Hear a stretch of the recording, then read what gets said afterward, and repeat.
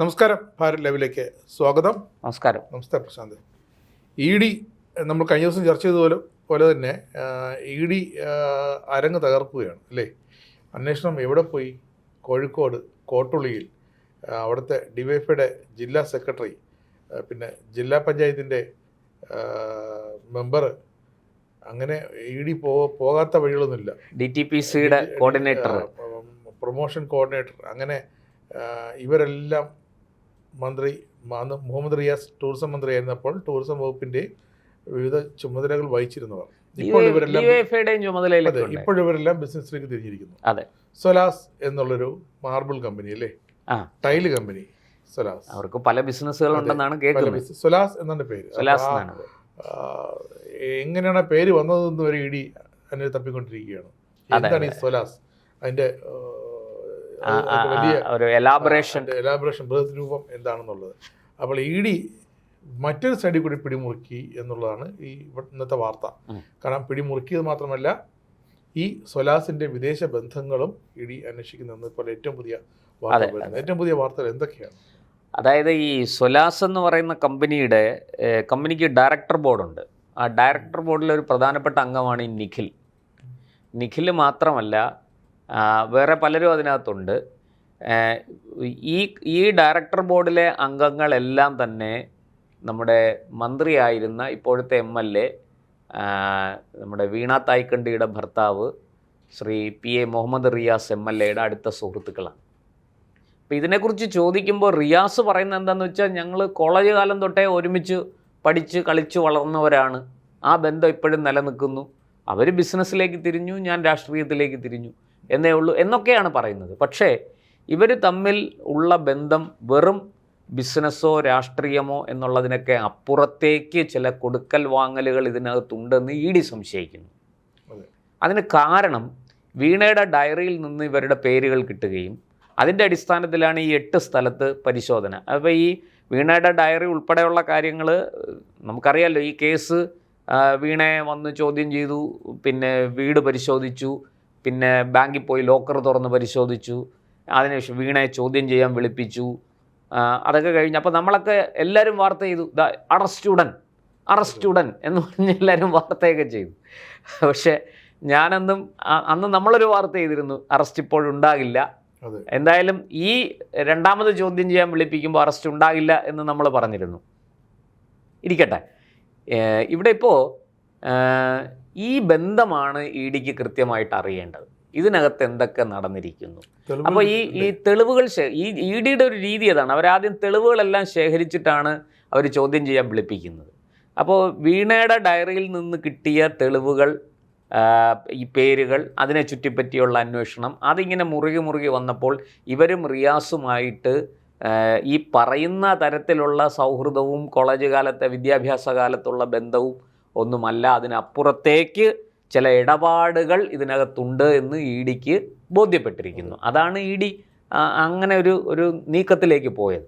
അപ്പോൾ ഈ 8 പേരുടെ വീടുകളിലാണ് റെയ്ഡ് നടന്നത്, വീടും സ്ഥാപനമല്ല. നമ്മൾ ശരിക്കും ഇന്നലെ വന്ന വാർത്തകളും ഇന്ന് അതിരാവിലെ നമുക്ക് കിട്ടിയ വിവരങ്ങളും അനുസരിച്ചാണെങ്കിൽ 4 പേരെയാണ് നമ്മൾ വാർത്തകളിൽ പറഞ്ഞിരുന്നത്. ചാനലുകളുമൊക്കെ 4 പേരുകളാണ് പറഞ്ഞിരുന്നത്. പക്ഷേ 8 പേരുകളുണ്ട് എന്നാണ് ഇപ്പോൾ ഏറ്റവും ഒടുവിൽ പുറത്തു വരുന്നത്. അതുമാത്രമല്ല, അതിനകത്ത് വളരെ പെക്കൂലിയറായ ചില സംഭവങ്ങളുണ്ട്. അതായത് ഇതിലൊരാളിൻ്റെ മൊബൈൽ ഫോണിൽ നിന്ന് കിട്ടിയ വിവരങ്ങളനുസരിച്ച് ആ മൊബൈൽ ഫോൺ കസ്റ്റഡിയിൽ എടുത്തിട്ടുണ്ട് ED. അതായത് ഇവിടുന്ന് പണം വിദേശത്തേക്ക് അയച്ചിട്ടുണ്ട്. അപ്പോൾ അത് പണം വിദേശത്തേക്ക് കടത്തി എന്ന് പറയാമോ എന്നെനിക്കറിയില്ല, ചിലപ്പോൾ അങ്ങനെയൊക്കെ ആയിരിക്കാം. ED എന്തായാലും അതിൻ്റെ കൂടുതൽ വിവരങ്ങൾ പുറത്തു വിടുന്നില്ല. നമ്മുടെ ഒരു ചാനലിനും ഇത് സംബന്ധിച്ച് കൂടുതൽ വിവരങ്ങൾ കിട്ടിയിട്ടില്ല. മാധ്യമങ്ങൾക്കൊന്നും തന്നെ അവർ വിവരങ്ങൾ കൈമാറാതെ വളരെ ഗോപ്യമായിട്ടാണ് നീക്കങ്ങളെല്ലാം. പക്ഷെ ആദ്യം ലേക്കർ ഇന്ത്യ എന്ന ഒരു വിചിത്രമായ പേരുള്ള ഒരു കമ്പനിയിലേക്ക് വീണയ്ക്ക് അങ്ങനെ ഒരു കടലാസ് കമ്പനി കൂടി ഉണ്ട്. ഇപ്പോഴിതാ മറ്റൊരു കോഴിക്കോട് ആസ്ഥാനമായി സൊലാസ് എന്നൊരു കമ്പനി ടൈലടക്കം കച്ചവടം ചെയ്യുന്നത്, പുറമേ അവർ കച്ചവടം ചെയ്യുന്ന ടൈലടക്കമുള്ള വസ്തുവകകളാണ്. പക്ഷെ ഇവർ ഒരേ സമയം പാർട്ടിയുടെ സ്ഥാനം വഹിച്ചിരുന്നവർ, ജില്ലാ ടൂറിസത്തിൻ്റെ ഓരോ സ്ഥാനങ്ങൾ വഹിച്ചിരുന്നവർ, ഇവരെല്ലാം ഈ ഡയറക്ടർ ബോർഡിലുണ്ടെന്നാണ് ഇപ്പോൾ അറിയാൻ കഴിയുന്നത്. അല്ല, അവിടെയാണ് ഈ ലേക്കർ ഇന്ത്യ ലിമിറ്റഡ് എന്ന് പറയുന്ന ലേക്കർ ഇന്ത്യ കോർപ്പറേഷൻ, അങ്ങനെ എന്തോ ആണ് അതിൻ്റെ പേര്. അപ്പോൾ ഈ കമ്പനി വീണയ്ക്കുണ്ടെന്ന് ആർക്കും അറിയില്ലായിരുന്നു. നമ്മൾ പോലും ഇത് അറിയുന്നത്, ഇത് അറിഞ്ഞിട്ട് ഏതാണ്ട് ഒരു മാസത്തിനകത്തേ ആവുള്ളൂ അല്ലേ? സത്യവാങ്മൂലത്തിലും പറഞ്ഞിട്ടില്ല, സത്യവാങ്മൂലത്തിലൊന്നും പറഞ്ഞിട്ടില്ല.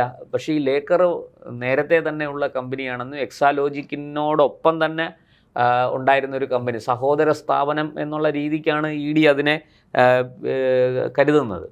അപ്പോൾ ആ ഒരു അവിടം തൊട്ട് വളരെ ദുരൂഹമാണ് കാര്യങ്ങൾ. അപ്പോൾ അതാണ് ഈ വീണയുടെ ഈ ഇതിലേക്ക് വന്ന ഈ 8 പേരെ കണക്ട് ചെയ്തത്, ഡയറിയിലെ പേരുകൾ ഒക്കെ അതിങ്ങനെ കണ്ണിയായിട്ട് വരുന്നുണ്ട്. ഇപ്പോൾ ഏറ്റവും ഒടുവിൽ കിട്ടിയിരിക്കുന്ന വിവരങ്ങൾ അനുസരിച്ചാണെങ്കിൽ ഇതിലൊരാൾ വിദേശത്തേക്ക് പണം അയച്ചിട്ടുണ്ട്. അതിൻ്റെ രേഖകൾ EDക്ക് കിട്ടി, അതിൻ്റെ ഡീറ്റെയിൽസ് മൊബൈലിലുണ്ട്.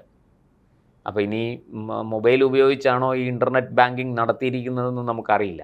പക്ഷേ ഇൻ്റർനെറ്റ് ബാങ്കിങ്ങിലൊക്കെ ആണെങ്കിൽ അതിന് അയക്കുന്ന തുകയ്ക്ക് പരിമിതിയുണ്ട്, അതിൽ കൂടുതൽ തുക അയക്കാൻ കഴിയില്ല. മാത്രമല്ല അതിന് ചോദ്യവും പറച്ചിലും ഒക്കെ ഉണ്ടാവും. വളരെ പെട്ടെന്ന് തന്നെ നമ്മുടെ സർക്കാർ സംവിധാനങ്ങൾ, നമ്മുടെ ഈ പറയുന്നത് പോലെ ബാങ്കിങ് സംവിധാനങ്ങൾ അതിനകത്ത് ഇടപെടുമ്പോൾ അത് പ്രശ്നമാകും. അപ്പം അതിന് കൃത്യമായ ഉത്തരം കൊടുക്കണം. അപ്പം അതുകൊണ്ട് വലിയ തുകകളായിരിക്കില്ല അയച്ചതെന്നാണ് ഞാൻ മനസ്സിലാക്കുന്നത്. എനിക്ക് തോന്നുന്നത് അങ്ങനെയാണ്. ഇപ്പോൾ ED ഈ കാര്യത്തിൽ വ്യക്തമായ ഒരു പ്രസ്താവന ഇറക്കാതെ, വിവരങ്ങൾ നൽകാതെ നമുക്കതിനെക്കുറിച്ചൊന്നും പറയാൻ കഴിയില്ല. പക്ഷേ ഒരു കാര്യം സത്യമാണ്, വിദേശത്തേക്ക് പണം അയച്ചിട്ടുണ്ട് അബുദാബി നാഷണൽ ബാങ്ക് എന്നാണ് മനസ്സിലാക്കുന്നത്. അവിടേക്ക് പണം അയച്ചിട്ടുണ്ട്, അതിൻ്റെ രേഖകളുണ്ട്, അത് മൊബൈൽ പിടിച്ചെടുത്തിട്ടുണ്ട്. ഇനി അതിൻ്റെ കൂടുതൽ ഡീറ്റെയിൽസ് ED അന്വേഷിച്ച് വരണം. ഒരുപക്ഷെ ദുബായ്, അബുദാബിയിലെ ഈ വീണയ്ക്ക് അക്കൗണ്ടുള്ള ഈ ബാങ്കിൽ നിന്നുള്ള അക്കൗണ്ടിലെ ട്രാൻസാക്ഷൻസ് EDക്ക് ലഭിച്ച ശേഷമാകും ED കോഴിക്കോട്ടേക്ക് വന്നു. തീർച്ചയായിട്ടും അതാകണം കാരണം. അല്ല, അതൊക്കെ അവർ EDയുടെ ഒരു രീതി അനുസരിച്ച്, ഞാൻ പറഞ്ഞല്ലോ, അവർ തെളിവുകൾ ശേഖരിച്ചതിന് ശേഷമേ ചോദ്യം ചെയ്യാൻ വിളിപ്പിക്കുള്ളൂ. ഇപ്പോൾ ഇതിൻ്റെ പശ്ചാത്തലത്തിൽ, ഈ വിദേശത്തേക്ക് പണം പോവുകയൊക്കെ ചെയ്തതിൻ്റെ പശ്ചാത്തലത്തിൽ ഇവരുമായിട്ടുള്ള ബന്ധത്തെക്കുറിച്ച്, നിഖിലും നന്ദുലാലും ഒക്കെ ആയിട്ടുള്ള ബന്ധത്തെക്കുറിച്ച് കൂടുതൽ മനസ്സിലാക്കാനും അറിയാനും വേണ്ടിയിട്ട് ED മുഹമ്മദ് റിയാസിനെ ചോദ്യം ചെയ്യാൻ സാധ്യതയുണ്ട്. മുഹമ്മദ് റിയാസിനെ വിളിച്ചു വരുത്തി ചോദ്യം ചെയ്യാൻ നോട്ടീസ് കൊടുത്തു. ഇവർക്കും വീണയ്ക്കും ഇടയിലുള്ള വീണയ്ക്ക് ഇവരെ നേരിട്ട് മുൻ പരിചയമോ ഒന്നുമില്ല. അപ്പോൾ ചോദിച്ചപ്പോൾ വീണ കൊടുത്ത മൊഴി എങ്ങനെയാണ്, ഭർത്താവിൻ്റെ സുഹൃത്തുക്കളാണെന്നാണ് പറഞ്ഞിരിക്കുന്നത്. അപ്പോൾ അതുകൊണ്ട് തന്നെ ഇവരും വീണയുമായിട്ടുള്ള ഇടപാടുകൾ എന്തെങ്കിലും ഉണ്ടെങ്കിൽ അതെന്തൊക്കെയാണ്? ഈ പറഞ്ഞ പോലെ എന്തെങ്കിലും സേവനം കൊടുത്തിട്ടാണോ? ഈ AMC പോലെയുള്ള ആനുവൽ മെയിൻ്റനൻസ് കോൺട്രാക്ട് CMRLന് കൊടുത്തിരുന്നല്ലോ. അങ്ങനെ എക്സാലോജിക്കുമായിട്ട് ഇവർ ഏതെങ്കിലും തരത്തിൽ ഈ സൊലസ് എന്ന് പറയുന്ന കമ്പനിക്ക് എന്തെങ്കിലും ഇടപാടുണ്ടോ? ഈ സൊലസിനും ഇതുപോലെ എന്തെങ്കിലും സേവനം ഇവർ കൊടുത്തിട്ടുണ്ടോ? ഇതൊക്കെ, അല്ലെങ്കിൽ എക്സാലോജിക്കിന് ഇവരെന്തെങ്കിലും സേവനം കൊടുത്തിട്ടുണ്ടോ? ഇങ്ങനെയൊക്കെയുള്ള കാര്യങ്ങളിൽ വ്യക്തത വരണം. അപ്പോൾ അതറിയാൻ വേണ്ടിയിട്ട് ED കൃത്യമായിട്ട് ഇനി അടുത്ത നീക്കം ഒരു പക്ഷേ ഇവരെ എന്തായാലും ചോദ്യം ചെയ്യാൻ വിളിപ്പിക്കും എന്നുള്ള കാര്യം തീർച്ചയാണ്. കാരണം ഇവരെ റെയ്ഡ് ചെയ്തു, സാധനങ്ങളൊക്കെ, രേഖകൾ ചിലത് കണ്ടെടുത്തിട്ടുണ്ട്. അതിൻ്റെ വിശദീകരണം അവരോട് തന്നെയാണല്ലോ ചോദിക്കേണ്ടത്. അപ്പോൾ അവരെ നോട്ടീസ് കൊടുത്ത് വിളിച്ചു വരുത്തും. അവരെ ചോദ്യം ചെയ്തതിന് ശേഷമേ റിയാസിനെ ചോദ്യം ചെയ്യാൻ സാധ്യതയുള്ളൂ. ഒരു നമ്മളെ നോർമൽ പ്രൊസീജിയർ അനുസരിച്ച്, സാധാരണ ഉള്ളൊരു നടപടിക്രമം അനുസരിച്ച് അങ്ങനെയാണ് സംഭവിക്കേണ്ടത്. പക്ഷേ അങ്ങനെ അല്ല, അതിനു മുമ്പ് തന്നെ ചിലപ്പോൾ റിയാസിനെ ചോദ്യം ചെയ്തേക്കും എന്ന ഒരു സൂചനയും EDയുമായി ബന്ധപ്പെട്ട വൃത്തങ്ങൾ നൽകുന്നുണ്ട്. അത് ചില ചാനലുകളൊക്കെ ആ തരത്തിൽ വാർത്തകൾ പുറത്ത് വിട്ടിട്ടുണ്ട്. മാത്രമല്ല ഈ കേസിൽ വളരെ കൃത്യമായിട്ട് ഇതിനകത്തൊക്കെ ഉള്ളൊരു പ്രശ്നം എന്താണെന്ന് വെച്ചാൽ 2021-ലും 2026-ലുമൊക്കെ മത്സരിക്കുമ്പോൾ കൊടുത്തിരിക്കുന്ന സത്യവാങ്മൂലത്തിൽ പറഞ്ഞിരിക്കുന്ന കാര്യങ്ങളും ഈ 2016-ന് ശേഷം വീണയുടെ ഇടപാടുകൾ, 2020-ലാണല്ലോ വിവാഹം, അപ്പോൾ അത് തൊട്ടുള്ള ഇടപാടുകളെല്ലാം വളരെ ദുരൂഹമാണ്. അപ്പോൾ അതിനെ സംബന്ധിക്കുന്ന കൃത്യമായൊരു വിവരം EDക്ക് കിട്ടണം. അതിനാണ് ED നോക്കുന്നത്. അപ്പോൾ തീർച്ചയായിട്ടും റിയാസിനെയും ചോദ്യം ചെയ്യാനുള്ള സാധ്യത വളരെ കൂടുതലാണ്. ഈ പറഞ്ഞതുപോലെ ഈ ഒരു വിദേശത്തേക്ക് പണം അയച്ചത്, ഈ തുക എത്രയാണ് എന്നുള്ളത് നമുക്കറിയില്ല. അപ്പോൾ അതിൻ്റെ ഡീറ്റെയിൽസ് ഒക്കെ ED ഇനി അന്വേഷണം അങ്ങനെയായിരിക്കും, അങ്ങോട്ടേക്ക് കടക്കും. അതിൻ്റെ കൂടുതൽ വിശദാംശങ്ങൾ നമുക്കിപ്പോൾ പറയാൻ സാധിക്കില്ല. എന്തായാലും ഇതിൻ്റെ ഡയറക്ടർമാരെ എല്ലാം, ഈ സൊലസ് എന്ന് പറയുന്ന കമ്പനിയുടെ ഡയറക്ടർമാരെ എല്ലാം ED ചോദ്യം ചെയ്യും എന്ന് തന്നെയാണ് ഇതുവരെയുള്ള വിവരങ്ങളിൽ നിന്നും നമുക്ക് ലഭിക്കുന്നത്. വേറൊരു കാര്യം ശ്രദ്ധിച്ചായിരുന്നു, അന്ന് പിണറായി വിജയന്റെ വീട്ടിൽ കഴിഞ്ഞ മെയ് മാസം പിണറായി വിജയന്റെ ഇവിടുത്തെ തിരുവനന്തപുരത്തെ വീട്ടിൽ റെയ്ഡിന് വന്ന ED റെയ്ഡിന് എത്തിയപ്പോഴത്തേക്കായിരുന്നു ഇവിടെ പിണറായിയിലെ കോട്ടുള്ളിൽ ഇവിടെ എല്ലാം പാർട്ടി പ്രവർത്തകർ തടിച്ചു കൂടുകയും ED ഓഫീസിൽ അസഭ്യം പറയുകയൊക്കെ ചെയ്തു. പക്ഷെ കഴിഞ്ഞ ദിവസങ്ങളിൽ നടന്ന ED റെയ്ഡുകൾ ഈ കോട്ടുള്ളിലൊക്കെ ചെന്ന് പിന്നെ ഈ 8 പേരുടെ വീടുകളിൽ, അവരുടെ ഫ്ലാറ്റുകളിൽ, സ്ഥാപനങ്ങളിൽ, ടൈൽ ഫാക്ടറികളിൽ ഒക്കെ നടത്തിയ റെയ്ഡുകൾ, ഈ റെയ്ഡുകളിലൊന്നും ഒരു പാർട്ടിയുടെ ഒരു ബഹുജന പങ്കാളിത്തവും ഒരു നേതാക്കളെ അണികളെ ഒന്നും അവിടെ പ്രതിഷേധിക്കാൻ കണ്ടില്ല. പക്ഷേ ED സായുധരായ തോക്കേന്തിയ കേന്ദ്രസേനയുടെ സുരക്ഷയിലാണ് അവിടെ വന്നത്. കാരണം അവർക്കറിയാം ഒരിക്കൽ ഇവർ പണി നിന്നാൽ വീണ്ടും പണി തന്നുകൊണ്ടേയിരിക്കും. പക്ഷേ വളരെ വിവേകപൂർവ്വമായൊരു നിലപാടായിരുന്നു എനിക്കൊന്ന് CPM എടുത്തത്. കാരണം അവരെ തടസ്സപ്പെടുത്തേണ്ട എന്ന രീതിയിൽ, അല്ലെങ്കിൽ പ്രതീക്ഷ എല്ലാം കൈവിട്ടു പോയി എന്നൊരു രീതിയിലാണ്. പക്ഷേ CPMനെ ഞെട്ടിച്ചിരിക്കുകയാണ് മുഹമ്മദ് റിയാസിൻ്റെ ഇതിലുള്ള പങ്ക് ED വെളിച്ചത്ത് കൊണ്ടുവന്നുകൊണ്ടിരിക്കുകയാണ് എന്നത്. ഈ രാജേഷ് ജി പറഞ്ഞത് ശരിയാണ്. ഈ സൊലാസിന് പ്രധാനമായിട്ട് ഒരു പരസ്യ കമ്പനി ആണ്. പല ബിസിനസ്സുകളുണ്ട്, ഞാൻ പറഞ്ഞല്ലോ അവർക്ക് പല ബിസിനസ്സുകളുണ്ട്. അതിൽ ഈ പരസ്യ കമ്പനിയുമായി ബന്ധപ്പെട്ടാണ് ഇപ്പോൾ ഏറ്റവും ഒടുവിൽ പുറത്തു വന്നിരിക്കുന്ന വിവരം അനുസരിച്ച് ഈ പരസ്യ കമ്പനിയുമായി ബന്ധപ്പെട്ടുള്ള ചില ഇടപാടുകളെക്കുറിച്ചാണ് EDക്ക് അറിയേണ്ടത്. അപ്പോൾ റിയാസുമായിട്ട് ഇവർ എന്തൊക്കെയോ ഈ പറഞ്ഞ പോലെ ബിസിനസ് ബന്ധങ്ങൾ ഇവർക്കുണ്ട് എന്നാണ് ഇപ്പോൾ EDയുടെ വിലയിരുത്തൽ. ED കണ്ടെത്തിയ രേഖകളുടെ അടിസ്ഥാനത്തിൽ, പിടിച്ചെടുത്ത രേഖകളുടെ അടിസ്ഥാനത്തിൽ, ഇനി അത് വിശദമായിട്ട് പരിശോധിക്കുമ്പോഴേ അതിൻ്റെ ആഴങ്ങളിലേക്ക് പോകാൻ കഴിയുള്ളൂ. അപ്പോൾ ഇത് ക്രോസ് ചെക്ക് ചെയ്യണം പലതുമായിട്ട്. കാരണം പണം അങ്ങോട്ടും ഇങ്ങോട്ടും ഒക്കെ കൈമാറിയിട്ടുണ്ട്. അപ്പോൾ അതിനെയൊക്കെ സംബന്ധിക്കുന്ന കാര്യങ്ങൾ, ഇവരുടെ എഴുത്തുകുത്തുകൾ, ഡീലിങ്സ് ഉണ്ടല്ലോ, ഈ ഡീലിങ്സ് എല്ലാം വളരെ കൃത്യമായിട്ട് ED പരിശോധിച്ചതിന് ശേഷമേ ഇവരെ ചോദ്യം ചെയ്യാൻ വിളിക്കുകയുള്ളൂ. അപ്പോൾ ഈ പരസ്യ കമ്പനിയുമായി ബന്ധപ്പെട്ടാണ് നമുക്കറിയാം നമ്മുടെ മുഖ്യമന്ത്രിയുടെ വലിയ 16 ഹോൾഡിങ്സാണ് കേരളത്തിൽ എമ്പാടുമായിട്ട് വച്ചത് അല്ലേ.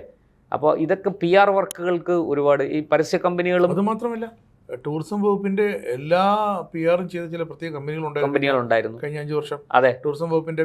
അതുപോലെ തന്നെ മുഹമ്മദ് റിയാസ് എന്ന ടൂറിസം മന്ത്രിക്ക് പ്രത്യേക സോഷ്യൽ മീഡിയ പ്ലാറ്റ്ഫോമുകളിൽ തന്നെ പ്രത്യേക PR ചെയ്യാൻ ടീം ഉണ്ടായിരുന്നു. അദ്ദേഹം ടൂറിസം മന്ത്രി മാത്രമല്ല, പൊതുമരാമത്ത് വകുപ്പ് മന്ത്രി കൂടിയായിരുന്നു. ഈ പൊതുമരാമത്ത് വകുപ്പ് എന്ന് പറയുന്നത് അറിയാമല്ലോ, ഈ കാട്ടിലെ തടി തേവരുടെ ആന എന്ന് പറഞ്ഞ പോലെയാണ്, വലിയടാവലി ആണ്. അതെ, അങ്ങനെയായി. അപ്പൊ അങ്ങനെയൊക്കെയുള്ള ഒരുപാട് വിഷയങ്ങൾ ഇതിനകത്ത് കിടപ്പുണ്ട്. എന്തായാലും അതൊക്കെ വരട്ടെ. ഞാനിപ്പോ ഒരാളുങ്കൽ, അതായത് തിരുവനന്തപുരത്തെ വെഞ്ഞാറമൂട് പാലം മുതൽ കാസർഗോഡുള്ള പണി വരെ ഒരാളുങ്കൽ അത്ര മോശമായ സ്ഥാപനമൊന്നല്ല. അല്ല, ഒരാളെങ്കിലും മികച്ച സ്ഥാപനം തന്നെയാണ്, മികച്ച രാജ്യത്തെ ഏറ്റവും. പക്ഷെ അവർക്ക് വർക്ക് പലതും കൊടുത്തിരിക്കുന്നത് പല കാര്യങ്ങളും വഴിവിട്ട രീതിയിൽ ചെയ്തിരിക്കുന്നു എന്നുള്ള ആക്ഷേപവും ആരോപണവും ഉണ്ട് അവർക്കെതിരെ. അത് പ്രതിപക്ഷം വളരെ ശക്തമായിട്ട് ഉയർത്തിയിട്ടുണ്ട്. ഇതൊരു സഹകരണ സ്ഥാപനമായതുകൊണ്ട് തന്നെ അവർക്കൊരു 10% വെയിറ്റേജ് കൊടുക്കും. അപ്പോൾ ഇവരെക്കാൾ താഴ്ന്ന് കോട്ട് ചെയ്ത് ആരും കോട്ട് ചെയ്താലും ആ കൊട്ടേഷൻ മതി. പർച്ചേസിൽ പോലും അങ്ങനെ നടന്നിട്ടുണ്ടെന്നാണ്. ആക്ഷേപങ്ങൾ ഒരുപാടുണ്ട്, അതിരിക്കട്ടെ. അതിനപ്പുറത്ത് ഒരാളെങ്കിലും, അതിൻ്റെ അർത്ഥം ഒരാളെങ്കിലും മോശപ്പെട്ട കമ്പനിയാണെന്നൊന്നും അല്ല. ഒരാളെങ്കിലും കരിമ്പട്ടികയിലൊന്നും പെട്ടിരിക്കുന്ന കമ്പനിയൊന്നും അല്ല. അവർക്ക് കോടിക്കണക്കിന് രൂപ കൊടുക്കാനുണ്ട് സംസ്ഥാന സർക്കാർ, അത് കൊടുക്കാനുണ്ട്. അതുപോലെ തന്നെ അവർക്ക് കഴിഞ്ഞ 2-3 മാസം അവിടെ ജീവനക്കാരുടെ ശമ്പളം വരെ മുടങ്ങുന്ന അവസ്ഥ വന്നു. അതുപോലെ തന്നെ കാരണം അത് ഈ പണം ബില്ല് മാറി കിട്ടാനുണ്ട്. ബില്ല് മാറാതെ എങ്ങനെ ഇവിടെ ഖജനാവി വല്ലതും വേണ്ട. ഒരുപാട് സർക്കാരിന്റെ ഈ വർക്കുകൾ അല്ല, അവരിപ്പോൾ ചെയ്ത് പകുതിയാക്കിയിരിക്കുന്ന ജോലികളുണ്ട്, അത് പൂർത്തിയാക്കാനുണ്ട്. അത് മറ്റൊരു വിഷയമാണ്, നമ്മുടെ ചർച്ചയിൽ നിന്ന് വഴിതിരിഞ്ഞു പോകും. അപ്പോൾ ഈ പരസ്യ കമ്പനിയുമായി ബന്ധപ്പെട്ടുള്ള ഇടപാടുകൾ, അതിലാണ് ഈ വിദേശ ഇടപാട് നടന്നിരിക്കുന്നതെന്നാണ് നമുക്ക് കിട്ടുന്ന ഒരു സൂചന. എന്തായാലും ഇതിൻ്റെ നെല്ലും പതിരും തിരിക്കാൻ EDക്ക് റിയാസിനെയും ചോദ്യം ചെയ്യേണ്ടി വരും. അപ്പോൾ വീണയിൽ നിന്ന് അന്വേഷണം നേരെ ഈ പറയുന്നത് പോലെ സൊലാസ് എന്ന കമ്പനി, റിയാസിൻ്റെ സുഹൃത്തുക്കൾ 8 സ്ഥലത്ത് ഇന്നലെ റെയ്ഡ് നടന്നു. 8 പേരുടെ സ്ഥാപനങ്ങളിൽ നിന്നൊക്കെ അവരുമായി ബന്ധപ്പെട്ട അവരുടെ വീടുകൾ, ഓഫീസുകളൊക്കെയാണ് റെയ്ഡ് ചെയ്തിരിക്കുന്നത്. അവിടെ നിന്നൊക്കെ വിശദമായി പരിശോധിക്കേണ്ട രേഖകളൊക്കെ കണ്ടെടുത്തിട്ടുണ്ട്. അത് വിശദമായി പരിശോധിച്ചതിന് ശേഷമായിരിക്കും ED അടുത്ത നടപടിയിലേക്ക് പോവുക. അവിടെ കൃത്യമായിട്ടും ഈ ഡയറക്ടർ ബോർഡിലുള്ള നിഖിൽ, നന്ദുലാൽ തുടങ്ങിയവരെ മാത്രമല്ല ഈ വീണയ്ക്കും ഇവർക്കും ഇടയിൽ കണ്ണിയായിട്ട് നിൽക്കുന്ന മുഹമ്മദ് റിയാസ് MLA-യെയും ED സംശയത്തിൻ്റെ നിഴലിൽ തന്നെ നിർത്തിയിരിക്കുകയാണ്. അതുകൊണ്ട് തന്നെ ED അദ്ദേഹത്തെയും ചോദ്യം ചെയ്യാനുള്ള സാധ്യത വളരെ കൂടുതലാണ്. അവർക്കറിയേണ്ടത് ഈ 2.78 കോടി രൂപ CMRL നിന്ന് മാസപ്പടിയായി കിട്ടിയ ഈ പണം അത് വീണ എങ്ങനെ, എവിടെ, എപ്പോൾ, എന്തിനൊക്കെ ചെലവഴിച്ചു, ഈ പണം എങ്ങോട്ടൊക്കെ പോയിരിക്കുന്നു തുടങ്ങിയ കാര്യങ്ങളാണ്. അത് വളരെ കൃത്യമായിട്ട് ED തെളിവ് സഹിതം അത് പൊക്കും, ഒരു സംശയവും വേണ്ട. അതിനുശേഷമായിരിക്കും മറ്റു നടപടികളിലേക്ക് കടക്കുക, അറസ്റ്റ് പോലെയുള്ള നടപടികളിലേക്ക് കടക്കുക എന്നാണ് ലഭിക്കുന്ന സൂചന. ഇപ്പോൾ കേരള നിയമസഭയിലെ 2 MLA-മാരാണ്, പ്രതിപക്ഷത്തെ 2 MLA-മാരാണ് ഇപ്പോൾ ED-യുടെ നോട്ടപ്പുള്ളികളായി മാറിയിരിക്കുന്നത്. ED-യുടെ പ്രതിപട്ടിയിലേക്ക് കാലെടുത്ത് വയ്ക്കാൻ തയ്യാറായിരിക്കുന്ന 2 പേർ. ഒന്ന് പ്രതിപക്ഷ നേതാവ് പിണറായി വിജയൻ, മറ്റൊന്ന് അദ്ദേഹത്തിൻ്റെ മരുമകനും ബേപ്പൂരിലെ MLA-മായ മുഹമ്മദ് റിയാസ് എന്ന ഏറ്റവും പുതിയ വിവരം. മുമ്പ് പിണറായി വിജയൻ മാത്രമായിരുന്നു, ഇപ്പോൾ ഇത് 2 MLA-മാർ. ED-യുടെ റഡാറിലാണ് ഇവർ. അതായത് സകുടുംബം തായ്ക്കണ്ടി, വീണ തായ്ക്കണ്ടിയുടെ കുടുംബം, അച്ഛനും ഭർത്താവും അടക്കമുള്ളവർ ED-യുടെ സംശയ നിഴലിലാണ്, ED-യുടെ റഡാറിലാണ്. ED ഈ 2 പേരെയും ED കൃത്യമായിട്ട് ചോദ്യം ചെയ്യാനുള്ളൊരു സാധ്യത നമുക്ക് തള്ളിക്കളയാൻ കഴിയില്ല.